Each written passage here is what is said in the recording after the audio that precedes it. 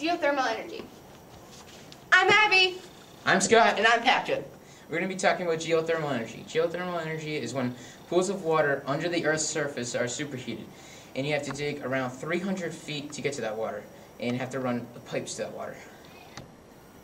Now we're going to be showing a presentation of all of us speaking to Mr. Boisclair.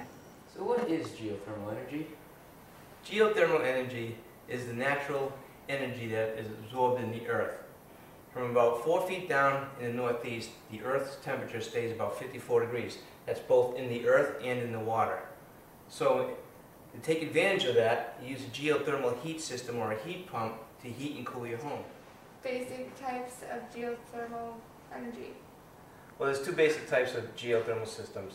There's called an open loop and a closed loop.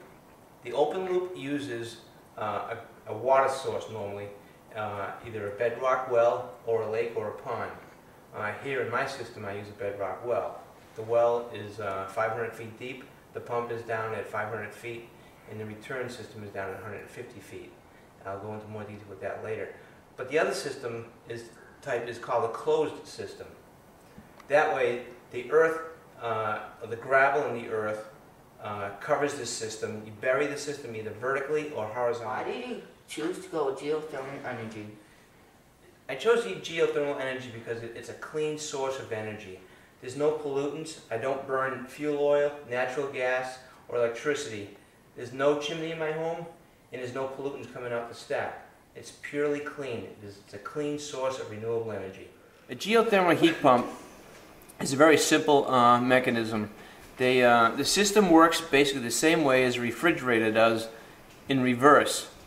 You have the same components. There's 4 major components in a heat pump. There's a compressor, an evaporator, a reversing valve, and a condenser. And of course the heat source, whether it's an open loop or a closed loop.